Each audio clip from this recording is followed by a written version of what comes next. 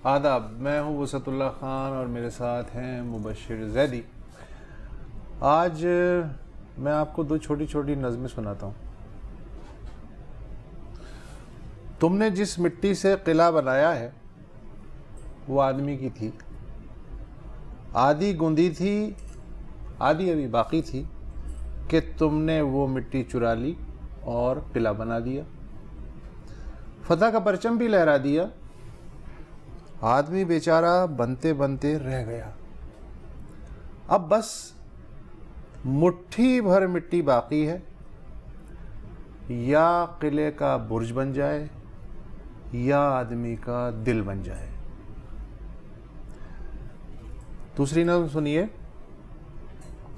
हम चंद लोगों को खुदा ने बुलाया था, हाल अहवाल पूछा, कहो कैसी गुजर रही है। हमने अपने अपने होंठ, ज़बानें और दिमाग उसके हुजूर रख के सिसक के अर्ज़ किया, खुदाया हमारे मुल्क में अब ये किसी काम के नहीं रहे, इनके इस्तेमाल पे पाबंदी है। हम ये नेमत तुझे लौटाने आए हैं, बस आंसू बहाने के लिए दो आँखें और एक दिल साथ लिए जाते हैं। गालिबन हम इस प्रोग्राम में आगे चल के और नज़में भी सुनेंगे, क्योंकि आज वो शख्सियत हमारी मेहमान है जो मारूफ ड्रामा निगार तो है ही, लेकिन उससे भी ज़्यादा अहम शॉर्ट स्टोरी राइटर है और शायरा है। Thank you so much for joining us. बहुत शुक्रिया। नाम लेना ज़रूरी नहीं है, नूरुल हुदा का। आपकी मोहब्बत है, नवाजिश है। अच्छा, ये जो आपने नज़में लिखी हैं, अभी हम ज़ाहिर है और भी सुनेंगे आपसे, और जिस तरह के आपने ड्रामे लिखे हैं और जिस तरह की आप कहानियाँ लिखती हैं और जिस तरह आप जर्नलिज़म के हवाले से मज़ामीन लिखती हैं, आप दूसरों से तो पूछती हैं कि तुम्हें डर लगता है या नहीं, आपको लगता है? मेरा ख्याल है कि ख्याल आता है कि मुझे डर लगना चाहिए, ये डरने की बात है, मगर शायद मेरे सिस्टम में ये चीज़ नहीं है, बहुत देर तक ठहरता नहीं है मेरे अंदर, मैं आगे बढ़ जाती हूँ। ये सिस्टम बना कैसे? ये शुरू से ऐसा है। मैंने मतलब अब मैं इस उम्र में सोचती हूँ, पीछे मुड़ के देखती हूँ, तो मुझे किसी को मैंने मजाक में हंसकर कहा, कोई ऐसी बात हुई तो मैंने कहा कि मेरे अंदर एक वो गली का दादा भी है जिसको मैं कंट्रोल करके रखती हूँ और जिसको मैं नरमी से चलाती हूँ।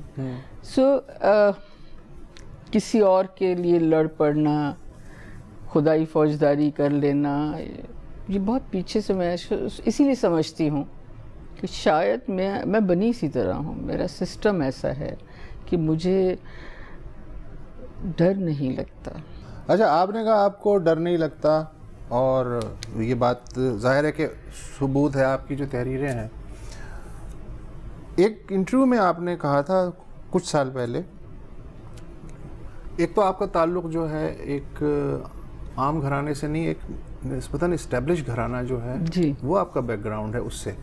तो वो जुमला मुझे मैंने पढ़ा कि अगर मैं सैयद घराने की ना होती तो बाज़ मौज़ूआत पे ना लिख सकती।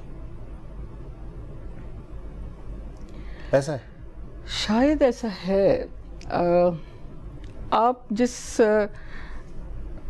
मेरा अपना ख्याल है कि किसी भी सिस्टम के, समाज से ताल्लुक़ रखते हुए किसी भी सिस्टम के ख़िलाफ़ अगर कोई ऐसा बोलता है जो उस सिस्टम में से नहीं है और खिड़की में से वो मंज़र देख रहा है और वो उसको लिख देता है, और कोई ऐसा जो उसके अंदर बैठा हुआ है, अंदर के लोगों से बात कर रहा है, दुख सुख को छू कर देख रहा है, तो जाहिर है कि वो शायद उसका एक असर तो आता है।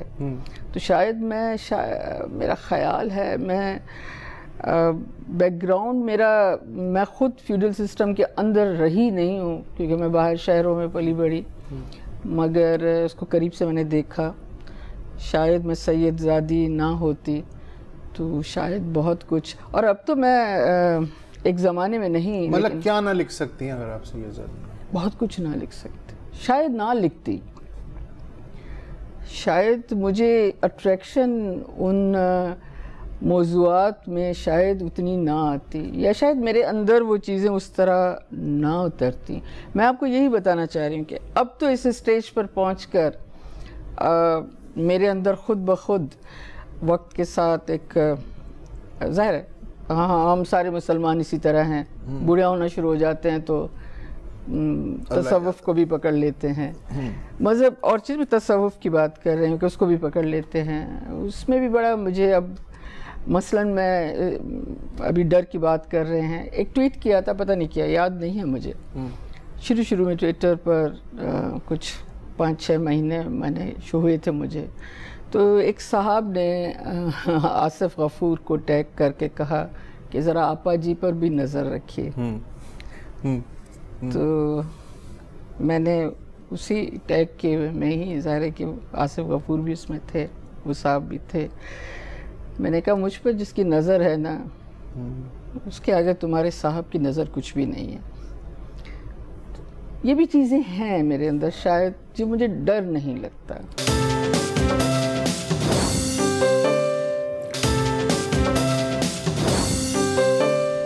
मेरा और मुबशिर की नस्ल का भी जो तारुफ़ हुआ है नूरुल हुदा शाह से, वो ज़ाहिर है कि टीवी के थ्रू हुआ है।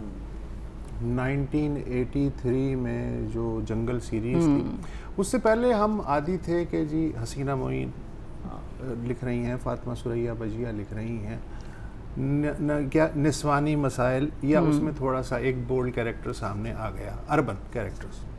ये जो जंगल था ये बड़ा धड़म धकेल किस्म का ना, एक बहुत ही फ्यूडल किस्म का, और मतलब जो शहरी व्यूअर था वो तो हिल गया कि ये क्या है, ये कौन सी दुनिया है। अच्छा, वो शहर की बात तो छोड़े, शहर पे जो इम्पैक्ट हुआ सो इम्पैक्ट हुआ कि जिस सोसाइटी से ये कॉन्सेप्ट लिया गया था, सिंधी सोसाइटी से, उसमें जंगल से के क्या असरात थे, क्या बाद में क्या असरात हुए उसके इस सीरीज़ से? देखिए, एक तो ये हुआ कि मैं पैदाइश से लेकर पली बड़ी लाहौर में, मैं यहाँ रही नहीं। 15-16 साल की उम्र में मैं फिर कराची आई और सारा कुछ। अम्मा मेरी ख़ास तौर पर, वालिद भी दोनों एक ही ख़ानदान से थे, मगर वो अम्मा मेरी ख़ास तौर पर एक खौफनाक ख़तरनाक फ्यूडल सिस्टम से गुज़र कर आई थी, सह के आई थी। सह के आई थी। अच्छा। और उनके अंदर उसका बड़ा पेन था। मैं समझती हूँ कि ये सारी चीज़ें इसके पस मंज़र में हैं। उनके अंदर बड़ा पेन था उसका, जो वो कभी भी भुला ना सकी। हालांकि उन्होंने मेरे सामने जो ज़िंदगी उनकी गुज़री मेरे वालिद के साथ, बहुत ही उन्होंने बड़े हाकिमाना अंदाज में गुजारी, और वो चीज़ उनके करीब भी नहीं कभी आई जहाँ से वो गुज़र कर आई। लेकिन मैंने उनसे बहुत कुछ सुना, वो क्योंकि मैं एक बच्चा थी घर में उनके सामने, तो वो बहुत सी बातें मेरे सामने मुझसे भी क्या करती थी। ख़ुद भी बड़ी उनका ज़ौक़ बहुत अच्छा था, बहुत अच्छा गाती थी, बहुत शायरी की उनको बड़ी समझ थी। आज मैं सोचा करती हूँ कि उनका बोलने में डायलॉग बहुत अच्छा था। खैर, मैंने उनसे वो सारा सुना कि ये सिस्टम क्या है। फिर मैं आई कराची, तो जब कराची आई तो सिंधी लिखना पढ़ना मुझे आती नहीं थी, बोलना भी ठीक से नहीं आती थी, बोलती थी तो लोग मजाक उड़ाते थे। तो मेरे वालिद को शायद शौक़ था कि मैं सिंधी लिखना पढ़ना सीखूं, तो उन्होंने एक अखबार सिंधी का घर में लगवाया, कहने लगे इतना कुछ पढ़ती हो तो एक नज़र इस पर भी डाल लिया करो जी। तो वो देखते हुए मैंने सिंधी पढ़ना शुरू की, तो कुछ और भी चीज़ें साथ में पढ़ लीं। फ्यूडल सिस्टम की ज़्यादतियाँ देखी, ज़हनी तौर पर जो है उनकी वो हुक्मराना अंदाज़ जो है वो देखा, ये सब कुछ देखा। और फिर जंगल। दूसरी चीज़ ये थी कि सब देखते हुए मैंने सिंधी में शॉर्ट स्टोरीज़ लिखी। मेरा मजमुआ छप चुका था एक जलावतन के नाम से, जिसमें बहुत बोल्ड कहानियाँ थी। और उस ज़माने में बड़ा, अभी जंगल था, लिखा ही नहीं था, तो बड़ा तहलका इस बात पर मचा हुआ था कि एक सैयदज़ादी और कम उम्री में लिखा। ज़ाहिर है कि वो 16-17 साल की उम्र में वो कहानियाँ लिखी, 20 साल की उम्र तक वो मजमुआ छप गया। तो एक ऑलरेडी एक हंगामा था उस पर कि ये क्या लिख दिया है। और ऊपर से फिर पीटीवी के लिए अब्दुल करीम बलोच साहब होते थे उस ज़माने में। वो पॉलिटिकल कहानियाँ थी या वुमेन एम्पावरमेंट की कहानी? वुमेन एम्पावरमेंट, ठीक, वही फ्यूडल सिस्टम की केस। पॉलिटिकल मौज़ूआत उसके बाद मैंने उठाया। फिर पीटीवी की तरफ से मुझे कहा गया कि आप सीरियल लिखें। एक्चुअली वो जो सीरियल है जंगल, वो उन सारी कहानियों का एक मजमुआ है। अच्छा। जो आप यूँ समझ लें, जिनको जोड़ कर एक, मतलब वो मौज़ूआत वो सारे वही हैं। सो इस तरह जंगल लिखा। जंगल का अपना एक फसाद था, ज़िया का दौर था उस ज़माने में। अगर आपने आपको पता होगा, मुझे पता है, मुझे आपको ज़रूर पता होगा कि सिंधी आर्टिस्ट जो है वो पीटीवी में पास लिए बगैर दाखिल नहीं होता था, जबकि उर्दू ड्रामा का आर्टिस्ट बड़े शान से वहाँ चलता था। और ये सारे हमारे बाद में जिन्होंने अपना नाम बनाया, ये सब रिसेप्शन पर खड़े होते थे, अंदर से कॉल आती थी, कोई उनको कोई घास नहीं डालता था, और सिंधी ड्रामों में काम करते थे। मुझसे पहले दीवारें लिखा अब्दुल कादिर जुनेजो ने, बहुत पसंद किया गया, बहुत ज़्यादा। वो तो खैर जनरल ज़िया ने कादिर जुनेजो को बनफ्स नफीस खुद तारीफ़ की, मैं तो खैर नहीं कभी मिली, लेकिन उसने। उसके बाद मैंने जंगल लिखा। तो एक बड़ी बात हो गई कि मेरी उम्र ज़्यादा थी नहीं, 26 साल की थी, और मुझसे मीडिया का और तो ये था ही नहीं, प्रेस जो प्रिंट मीडिया था, तो मुझसे इंटरव्यू के लिए जब कोई सहाफ़ी अक्सर आते हैं, तो पहला सवाल जो होता था वो ये होता था कि आपकी उम्र क्या है। अच्छा। तो मुझे लगता कि इनको थोड़ा सा शक है किससे लिखवाती है, ये क्या मामला है। तो मैंने 28 साल बताना शुरू कर दिए 2 साल और बढ़ा दिए। सिंधी समाज में उसका असर अपनी जगह हुआ। हुकूमत में उस ज़माने की जो असर हुआ वो ये हुआ कि मुझे जीएम ने फ़ोन करके कहा, बलोच साहब ने, कि बीबी प्लीज़ आप आएँ, मेरी तो यहाँ हालत ख़राब है और आपसे ये कुछ पूछना चाहते हैं। उस वक्त जो एमडी पीटीवी के थे वो आए थे। मैं आकर बैठी, नहीं भट्टी समथिंग कुछ नाम था उनका। मैं आकर बैठी तो कहने लगे कि आपने इसमें एक डायलॉग लिखा है जंगल में, इसको ज़रा वजाहत कर दें क्या है। पूछा मैंने क्या डायलॉग है। उन्होंने कहा कि आपने लिखा है कि 2 शेर एक घाट से पानी नहीं पी सकते। इसका मतलब क्या है? मैंने कहा इसका मतलब है 2 शेर एक घाट से पानी नहीं पी सकते, और कुछ था भी नहीं मेरे दिमाग में। तो कहने लगे कि वो तो होता है कि शेर और बकरी। मैंने कहा कि वो तो मुहावरा है, वो डायलॉग थोड़ी है। तो जब आप डायलॉग बनाएंगे तो कुछ और होगा। कह लेंगे नहीं, आपका ये मतलब तो नहीं है कि ज़िया और भुट्टो एक घाट से पानी नहीं पी सकते। बलोच साहब जो जीएम थे वो बड़े परेशान बैठे थे। मेरे मुंह से बेख्तियार निकल गया। मैंने कहा बगैर सोचे समझे, मैंने कहा कि ज़िया शेर हैं क्या? हाय। तो वो थोड़ा सा यूँ हो गया। अब मैं समझ चुकी थी बात। मैंने उनको कहा कि देखिए, मैं कभी भी ज़िया को शेर नहीं लिखूँगी, पहली चीज़ ये है। दूसरी चीज़ ये है कि मैं ड्रामा राइटर सिर्फ नहीं हूँ, मैं शॉर्ट स्टोरी राइटर हूँ। मुझे अगर भुट्टो को शेर लिखना होगा तो मेरे पास लिखने के लिए और बहुत कुछ है। सो ज़रूरी नहीं है कि मैं यहाँ पर एक जुमले में ये बात डाल दूँ। खैर ज़ाहिर है कि बाद में जीएम ने मुझे बताया कि क्या इनके मसाइल हैं। सो इस तरह के हुए। सोसाइटी के हवाले से बड़ा, मेरी वालदा को बड़ा खौफ रहता था कि मुझे मार दिया जाएगा। उनको लोग बताते थे कि इसको लोग मार देंगे। इस सीरीज़ के बाद, इस सीरीज़ के दौरान और उसके बाद बड़े परेशान रहती थी कि कुछ हो जाएगा। हाँ, बहुत से लोगों ने मसलन यूँ बता दूँ, मेरी नज़र में बड़ी बात नहीं थी, मगर जैसे सिंध में है, अब है या नहीं है मुझे नहीं पता, एक ऑल सिंध सादात एसोसिएशन वगैरह टाइप की चीज़ होती। तो वहाँ उनका एक इज्तिमा हुआ। उस इज्तिमा में जो करारदादें थीं उसमें एक ये था कि नूरुल हुदा शाह का सोशल बाइकआउट किया जाए। मैं सोचती ही नहीं, मेरा ऐसा कोई उठना बैठना था नहीं। इस तरह के भी वाक़यात हुए। सबसे खूबसूरत वाक़या जो हुआ, जो मैं कोट करती हूँ और मैं समझती हूँ कि वही मेरे लिए बहुत बड़ा सिला था, वो ये था, बल्कि दो बातें। एक पहली बात तो ये कि उसके 2 साल के बाद मैं कराची में अपनी एक फ्रेंड से मिलने गई। 2-2.5 साल कुछ हुए। तो उसने अपने साथ वाले अपार्टमेंट में कोई एक लड़की को बुलाया और मुझे बताया कि तुमसे मिलना चाहती है। उस ज़माने में लोग मुझसे मिलना चाहते थे। मैंने कहा ओके ठीक है। एक लड़की आई, ऑलमोस्ट उस वक्त मेरी ही हम उम्र होगी या थोड़ी सी बड़ी होगी। एक छोटी सी 8 महीने या साल की बच्ची उसकी गोद में थी। तो उसने मुझे, खैर बैठी, कहने लगी आपको पता है मेरी इस बच्ची का नाम क्या है? तो मैंने क्या? तो कहने लगी किसका नाम है? नूरुल हुदा शाह। अच्छा, मुझे बड़ा, मैं थोड़ी सी शाय भी हूँ, ज़्यादा तारीफ़ पर बंदा थोड़ा सा घबरा जाता है। मैं बड़ी वो हो गई। मैंने कहा अच्छा, मुझे लगा इन्होंने मेरी मदा है, इसने शौक़ में रख दिया है नाम।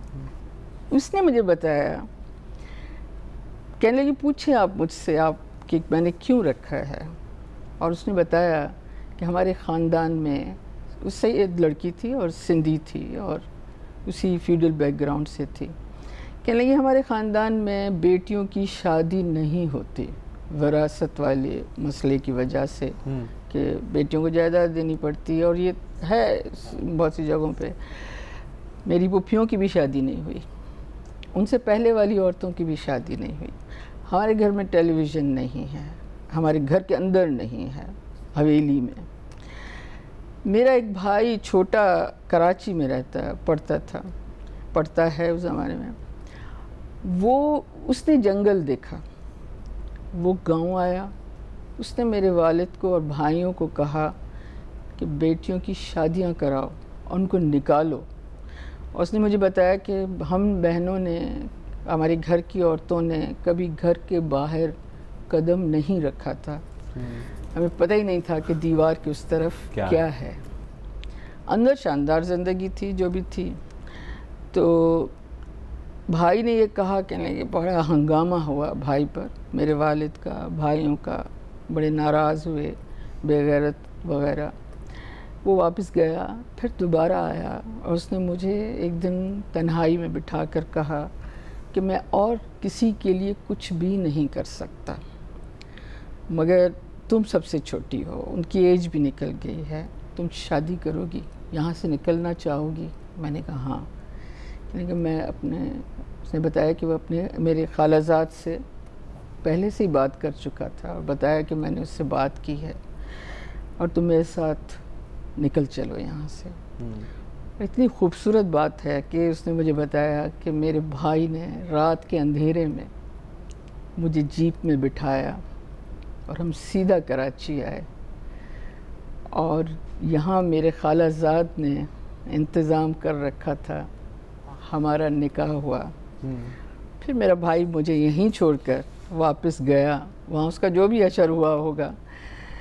ये जब मेरी बेटी हुई है तो मैंने इस पर नूरुल हुदा शाह नाम रखा है, क्योंकि अगर आप जंगल ना लिखती, मेरा भाई ना देखता तो ये मैं ज़िंदगी में ना।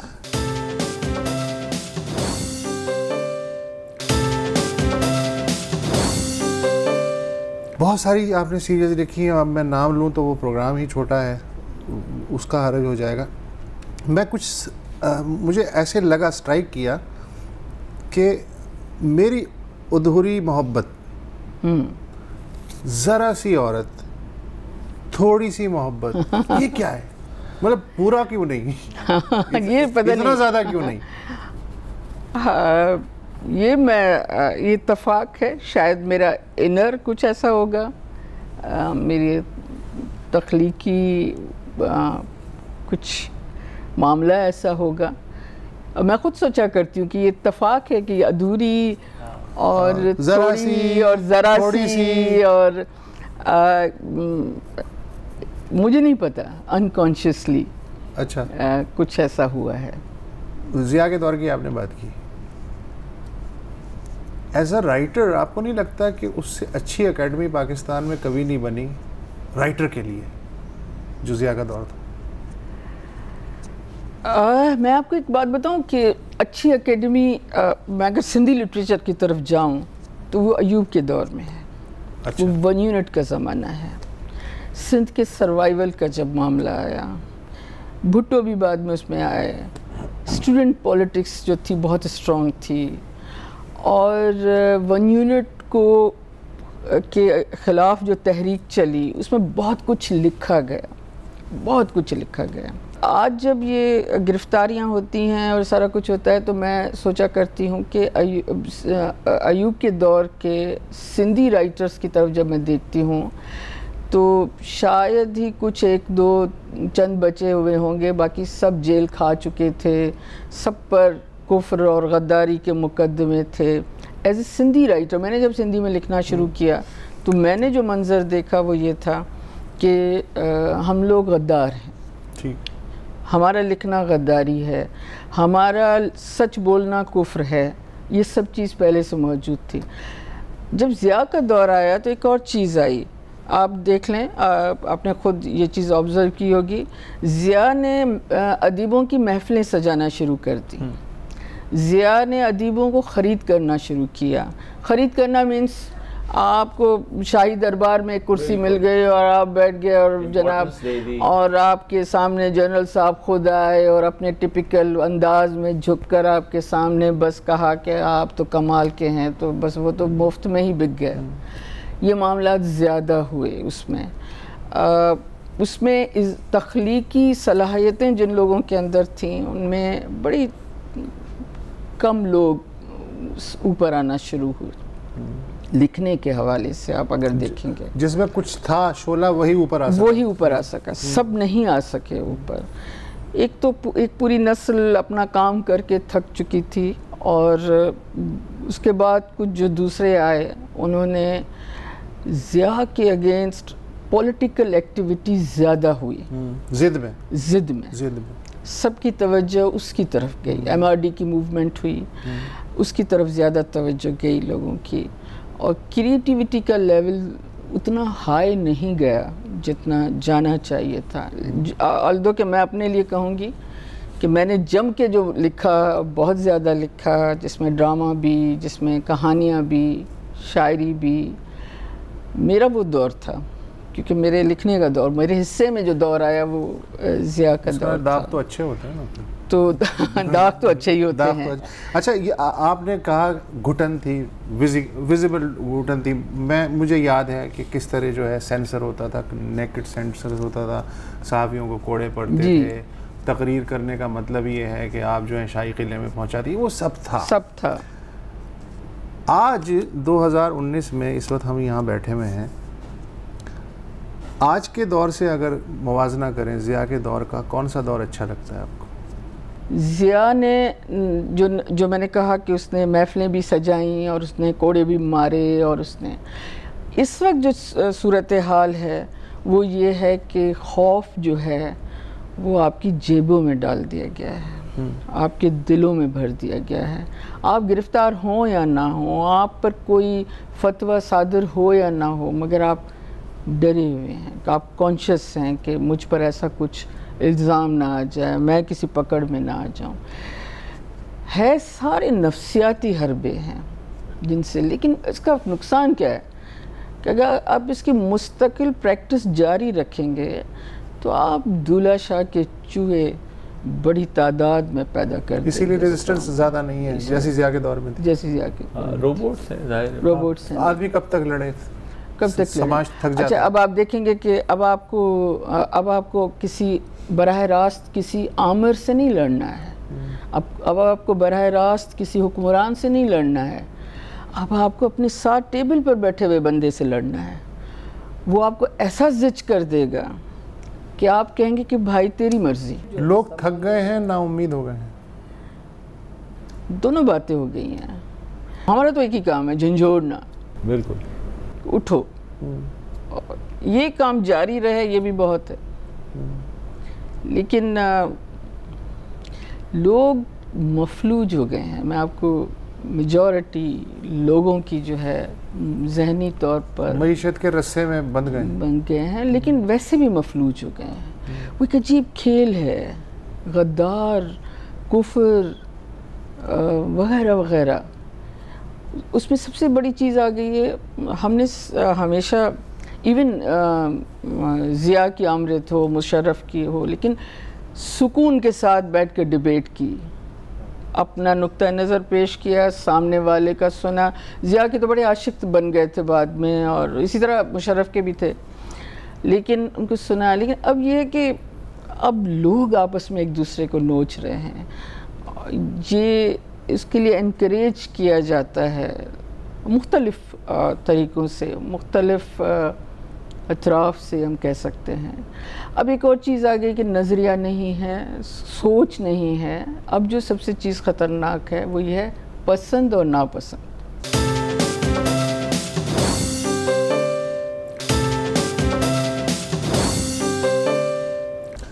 ऑपरेशन ज़्यादा सोफिस्टिकेटेड हो गया है या टूल ज़्यादा इंटेलिजेंट हो गए? टूल ज़्यादा इंटेलिजेंट हो गया। टूल मैं नहीं कहूँगी, टूल जो इस्तेमाल हो रहा है वो बड़ा रफ़ है। मैं नहीं कहूँगी कि वो टूल जो है बहुत ही, नहीं, टूल ज़्यादा इंटेलिजेंट हो गया है। तजुर्बात से हम देखें ना, एक कौम है, उसको आप मुख्तलिफ़ तजुर्बात से गुजारते हुए चलें तो बिलाखिर आखिर में एक चूहा ही निकलना है, और क्या निकलना है। अच्छा नूर हुदा साहिबा, मुझे ये लगता है कि हमारे माशरे में गुज़िश्ता कुछ अशरों में पोलराइजेशन बहुत ज़्यादा आ गई है। हम मजहबी तौर पर, फ़िरक़े की बुनियाद पर, नस्ल परस्ती की बुनियाद पर इतने बट गए हैं कि एक छोटे छोटे हम गिरोह बन के रह गए हैं। तो क्या इसने हमारे माशरे को आगे बढ़ने से रोका हुआ है? देखिए, हम जो टूल की बात करें वो यही टूल है। हमें डिवाइड एंड रूल, डिवाइड कर, एग्जैक्टली डिवाइड एंड रूल, और हम अलग अलग हो गए हैं। अब हालत ये है कि मैं अगर, क्योंकि मैं सिंधी हूँ, मैं अगर हक की बात करूँ तो मैं जरदारी के तमाम गुनाहों की जवाब दे रहा हूँ। पहले मुझे उन सारे उसका हिसाब बराबर करना है, फिर मुझे हक की बात करनी है। आप अगर पंजाबी हैं तो 2 मिनट में जो है पहले तो ये डिसाइड हो जाए, या उधर हैं या उधर हैं, उन दोनों में से किसी एक की तरफ हैं। अगर आप नवाज़ शरीफ को के बारे में एक लफ्ज़ बोल दें, आपको पसंद हो या ना हो, लेकिन आप उसका पूरा हिसाब दें बैठकर। अच्छा, उनके हिस्से की गालियाँ भी आप सुने। ये जो चीज़ है, बलूचिस्तान की आप बात करें, आप उठते ही आप गद्दार हैं। आप फ़िरके की बात करें किसी के हक में, आप काफिर हैं। काफिर ही नहीं है आप। मुझे अक्सर सुनने को मिलता, तुम ईरान क्यों नहीं चले जाते? मैंने कहा भाई मेरा ईरान से क्या ताल्लुक़ है? या इसी तरह किसी सुन्नी भाई को, बीजेपी वाली बात है, पाकिस्तान जाओ। नहीं, और अगर कोई सुन्नी, वो तुम सऊदी अरब क्यों नहीं चले जाते? भाई सऊदी अरब और ईरान, हम पाकिस्तान में एग्जैक्टली। बल्कि एक जुमला आपको हर वक्त सुनने को मिलता है, मुझे तो बहुत मिलता है, फिर आप पाकिस्तान छोड़ दें, चली क्यों नहीं जाती? मैं उनको कहा करती हूँ, भाई मैं पाकिस्तान बनने से पहले यहाँ मौजूद हूँ, मैं कहाँ जाऊँ? मैंने अपनी ज़मीन पेश की है पाकिस्तान के लिए, और मेरे लिए ऑनर है कि मैंने इस मुल्क, जैसा भी ये हमारा मुल्क इस वक्त जिन भी हालात में हो, लेकिन हमारे लिए ऑनर है कि हमने इसके लिए अपनी ज़मीन पेश की है, जहाँ हमारे आबा व अजदाद जो हैं वो दफन हैं, और हम यहीं मरेंगे, हम कहाँ जाएंगे? तो अगर तुम्हें इतना शौक है तो तुम जहाँ भी हो, जो भी हो। लेकिन इसका नतीजा ये निकला है कि हमें एक दूसरे के दुख से कोई गर्ज नहीं है, हम सिर्फ एक दूसरे से हिसाब मांगते हैं। हमें एक दूसरे पर अपने अपने नापसंदीदा सियासी जमातों के इल्ज़ाम एक दूसरे पर रखने हैं, उन पर ज़िम्मेदार उन्हें करार देना है।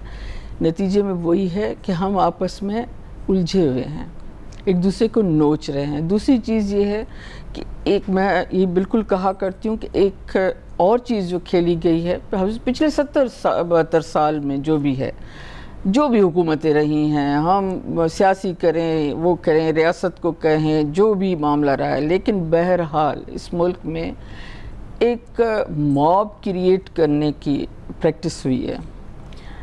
हम अब कुछ भी नहीं हैं, हम मुसलमान भी नहीं हैं दिल से, अपने अंदर में हम सिंधी, उर्दू, पंजाबी जो भी हैं, हम कुछ भी नहीं। हमें हुजूम बनाने की, हमें रेवड़ बनाने की कोशिश हो रही है। हम हुजूम हैं, हम उस हुजूम में फंसे हुए हैं। अब जब हुजूम आपस में उलझा हुआ जहाँ होगा, लेकिन इस बात को हम यूँ ख़त्म करें कि ऐसा होना नहीं चाहिए।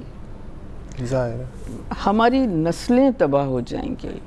सब लोग अमेरिका शिफ्ट नहीं हो सकते। ऐ माँ, ये पाकिस्तान को कारी करके मार देंगे। हाय, ये जो हुजूम है, ये जो मॉब क्रिएट किया गया है, ये मॉब इस प्यारे से छोटे से मजलूमों से भरे हुए मुल्क को कारी कर देगा, मारेगा। अता कर कुछ। ऐ खल्क़े खुदा उठ के एक अनदेखा लश्कर हमला आवर हुआ चाहता है। वाह। देख दूर आसमान उस ज़मीं के किनारों से धूल के बादल उठ रहे हैं। अनदेखे घोड़ों के सुमों की गूंज हवा में घुल चुकी है। उठ मालो मता छोड़, बस जल्दी जल्दी अपनी धरती अपने बाजुओं में समेट। वाह। ऐ खल्क़े खुदा उठ मालो मता छोड़, बस जल्दी जल्दी अपनी धरती अपने बाजुओं में समेट, और सीने से लगा अपनी धरती और मिट्टी बचा, यही है आखिरी पनाहगाह ऐ खल्क़े खुदा। वाह, क्या कहने। तो थैंक यू सो मच। और ये है आपके सामने नूरुल हुदा शाह साहिबा। खुदा हाफिज़। अस्सलाम वालेकुम। अगर आपको हमारे शो पसंद आया है तो प्लीज़ हमारे YouTube चैनल को सब्सक्राइब करें, और अगर मुनासिब समझे तो इस वीडियो को लाइक भी कर लें, तो कोई हर्ज नहीं है, और शेयर भी कर लें और कमेंट भी कर दें जी, वरना वो सब ऐसे ही लिखते रहेंगे। और ये जो दोनों कह रहे हैं ये कर लें जी प्लीज़, नहीं तो हमें भी घर जाना है, मैं आपके कंप्यूटर में नहीं रहना 24 घंटे। सही बात।